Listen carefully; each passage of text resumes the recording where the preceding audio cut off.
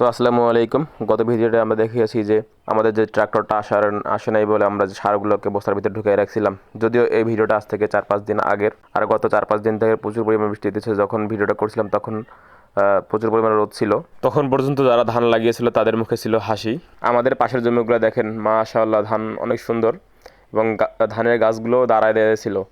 কিন্তু লাস্ট 2 থেকে 3 দিন বা 4 দিনের বৃষ্টিতে এই ধানগুলো একটাও দাঁড়ায় নেই, সবগুলো শুয়ে পড়ছে। এবং যেহেতু ধানগুলো এখনও ঠিকমতো পাকে নাই, আর কয়েকদিন ধরে রোদও হচ্ছে না, না জানি ধানগুলোতে কী হয়, হয়তো বা পচানি ধরবে, নয়তো বা কারেন্ট পোকা। আর এই সময় ধানগুলোর স্প্রে করার মতো যোগ্য নাই, অবস্থা নাই। কারণ স্প্রে করার মিনিমাম 14 থেকে 15 দিন পর ধান কাটা লাগে।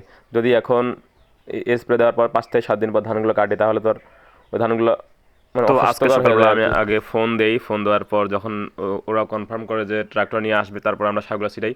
আমাদের সার ছেটানোর প্রায় আধা ঘন্টা বা 30 থেকে 40 মিনিট পর ট্রাক্টরটা নিয়ে আসে এবং আমাদের যে জমিটা ছিল জমিটা চাষ দেয়। তো যাই হোক, আমাদের জমিটা এর পূর্বে দেওয়া হয়েছিল 2টা চাষ এবং আজকে সহ 3টা। তো 3 চাষের মাটির যে অবস্থা, আর হয়তো বা 2টা চাষ দিলে আমাদের একবারে মাটি ধুলোর মতো হয়ে যেত আর কি। তো যা আলুর জন্য একবারে পারফেক্ট। আলুর জন্য আবার মাটি একবারে ঝুরঝুরে মাটি লাগে।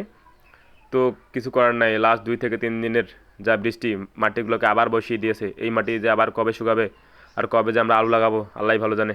তো এই জমিতে আমরা আগেই ধান লাগিয়েছিলাম শুধুমাত্র আগেই আলু চাষ করবো বলে।